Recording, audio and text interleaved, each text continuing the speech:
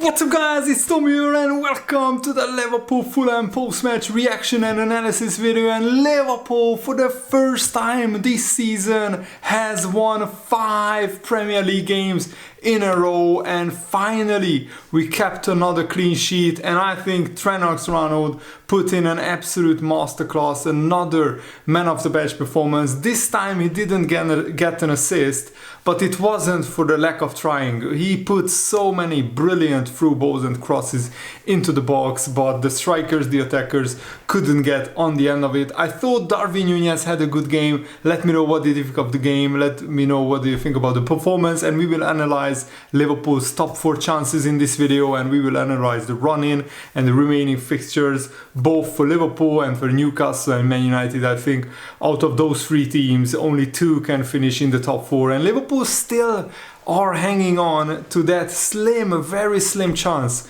And of course we need other teams to do us a favor. We need either Newcastle or Man United to collapse and drop a lot of points. But stranger things have happened in the Premier League. The Premier League is the most competitive league in the world, as it was evident. I mean, Fulham were on the beach already. They are safe from relegation. They can't qualify for Europe. But they still gave Liverpool a really good game, a really hard game. And Fulham had the chances of their own. Alisson had to make a couple of really big saves, and we also had to make some really good defensive clearances. Virgil van Dijk, I thought, was back to his almost his best, and I thought Trent, as I said, he was the best player on the pitch. Again, his passing range and his deep lying playmaker role suits him so much in attack. But in defense we need a more defensive right centre midfielder. Henderson played there today, and I felt Henderson was okay, even though some of his passing was lacking and his shooting again was not very accurate. But I think we need a more defensive minded centre midfielder ahead of Trent, because when Trent is in midfield dictating the play, there is no right back, and if a team counterattacks Liverpool quickly, it's wide open on that side of the pitch. On the opposition's left side, Liverpool's right hand side is wide open when Trent is in attack. Salah scored another penalty. Thankfully his penalty hoodoo is over. Now he has 2 penalties in a row, and he took a very similar penalty to his previous one, straight down the middle into the roof of the net, smashed it home, and the goalkeepers very rarely stay in the middle of the goal. And also huge credit to Darwin Núñez, who sniffed the little bit of chance that he had, because Issa Diop, the centre back of Fulham, he doesn't even register that Darwin Núñez is sprinting at him with full throttle. He was already looking up, seeing where he could pass to, but by the time he kicked the ball, Núñez already nicked the ball away from him, and instead of kicking the ball, Issa Diop actually kicks Darwin Núñez's thigh or leg or knee. It wasn't a big contact, but there was still enough contact for the referee to point as to the penalty spot. And I felt if the referee hadn't given a penalty, VAR wouldn't have overruled it either. It was kind of a soft penalty, as they call it, a 50-50 decision. But I still felt that Darwin Núñez was fouled, in my opinion, because the defender touches Darwin Núñez's leg. And when you are running at full speed, any slight contact and you are going to fall over. So Mo Salah slots the penalty home, and in the first half Liverpool completely and utterly dominated the match. The Premier League voted Mo Salah as the man of the match, but I felt Trent had an even better game. So in the first half Liverpool had 70% possession, all the shots, but we didn't kill the game off.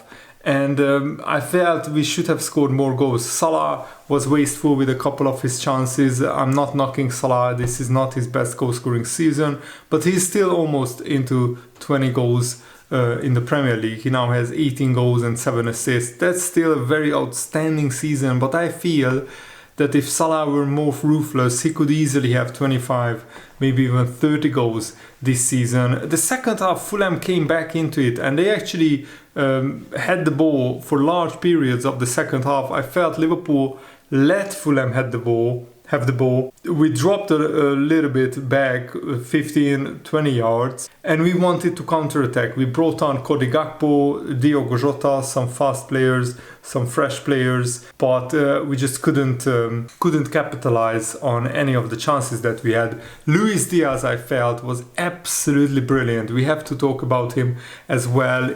He sometimes carried the ball forward like 40-50 yards, skipping past people, dribbling with full pace, full throttle, absolutely brilliant. I love him as a player, and with each game he's getting sharper, stronger, faster, and after a 6-month injury he looks very fit, very sharp, very agile, very fast, and that's very, very good to see.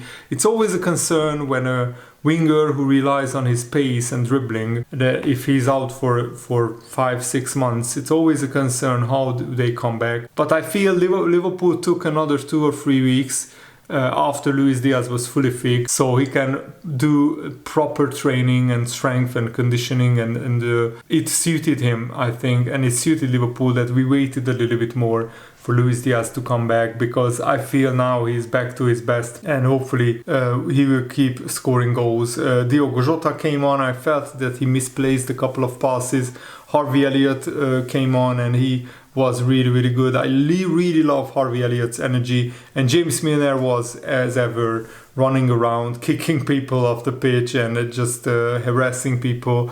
I felt Liverpool should have kept the ball a little bit more in the last 10 minutes. We gave the ball away carelessly, and Liverpool almost got punished, because in the 92nd minute, De Cordova-Reid had a big chance. Virgil van Dijk put him under pressure, but he still, if he shoots on goal, and if it's either side of Alisson, Fulham could have left Anfield with a point. And that's a lesson for Liverpool, that we have to kill these teams off. I felt Liverpool just exerted as much energy as they absolutely had to for this game, and also I think Liverpool didn't really want to, tire themselves out. And I think this is another really, really good step in the right direction. Liverpool are, I'm not saying that they are back to their best, but they are getting there step by step. And defensively, we were much, much better than before. We restricted Fulham to just 3 shots on target, 1 or 2 other chances. So I felt that Liverpool improved defensively. We haven't kept a clean sheet for a long time. And tomorrow, Brighton will play Man United. And I want Brighton actually to beat Manchester United. I want Man United to lose every game, of course, but especially this game, because I don't think Brighton will win all of their games. And if Man United drop points to Brighton, suddenly it's very interesting. They are 4 points ahead of Liverpool, but they have to play West Ham away, Wolverhampton at home, and Wolverhampton, they look like they are safe, but maybe not. And they also play Bournemouth away and Chelsea at home. But that's the thing, I don't see Man United not winning the majority of these games. Man United also play Fulham at home as well. And Chelsea are an absolute shambles. So yeah, I don't see Man United dropping too many points in this run-in. And Newcastle, they play Arsenal next, and I think that's a huge game. If Arsenal could beat Newcastle, then suddenly it could be very interesting, because then they go to Leeds United, Newcastle, and with Sam Allardyce, you know that Leeds United will absolutely fight for their lives, and defensively, hopefully, they will be much more solid, much better. And then Newcastle play Brighton at home, which is another interesting game. Brighton are also fighting to get into Europe, so there is no guarantee that Newcastle will win that. And Newcastle will play Leicester as well, and Leicester have a lot to play for. They are also fighting against relegation, so that will not be an easy game for Newcastle. And then on the last day of the season, Newcastle go to Chelsea, and at Stamford Bridge, the Chelsea players' last home game of the season, they will want to give the fans something to shout about before the summer. So I think Newcastle are actually a little bit more likely to drop points. Man United are in such good form, and they have such a good run in, but also Newcastle are in brilliant form. They have won 8 of their last 9 Premier League games. So it's almost impossible for Liverpool to finish in the top 4. But as I said, if Newcastle collapse, then Liverpool just have to be there, and we have to be right on their tails. But as I said, it's very unlikely for Liverpool to finish in the top 4. Let's try and finish in 5th place or at least 6th place and qualify for the Europa League. I think the Conference League would be a disaster for Liverpool. The Europa League would be actually a decent competition. Liverpool already played in the Europa League with Jurgen Klopp. We got to the final, we didn't win it, but Liverpool love European football, and the Liverpool fans, I think, would enjoy Europa League as well. And then, of course, we can play the youngsters in the Europa League, especially in the group stage, and then later on in the competition you can play the stronger teams. But actually it would give Liverpool a little bit more chance for a rotation, and we could concentrate on the Premier League a lot more. The Champions League, you have to play your best team even in the group stage. It's that strong of a competition. But let me know what they think in the comments below. Do you think Liverpool have any chance of the top 4? Are you dreaming about that? I want at least 5th place. That's what I said previously. I think Brighton won't win all of their games either. Let's look at actually Brighton's run-in before we end the video. So Brighton play Man United at home, Everton at home, Arsenal away, Newcastle away, Southampton at home, and Man City at home, and Aston Villa away. So as I said, Brighton have probably the hardest run-in. Liverpool don't have as tough a run-in as Brighton. They still have a pretty tough run-in, Liverpool, but I think Brighton won't win all of their games. Liverpool play Brentford at home, Leicester away, Aston Villa at home, and Southampton away. And I mean, Southampton on the last day, probably they will be already relegated. Brentford are still fighting to try and get into Europe, so that will be a tough game, just like Aston Villa. But those 2 games are at Anfield. I think the toughest game will be Leicester away, because Leicester will be absolutely fighting for their lives, and they actually beat Liverpool a couple of times in the past, like 5 or 6 years. But Liverpool on this form can beat anyone, so I'm really looking forward to the rest of the season, and of course the summer transfer window. Thanks for watching, guys. Hope you enjoyed this. Have a nice day. See you later. Goodbye.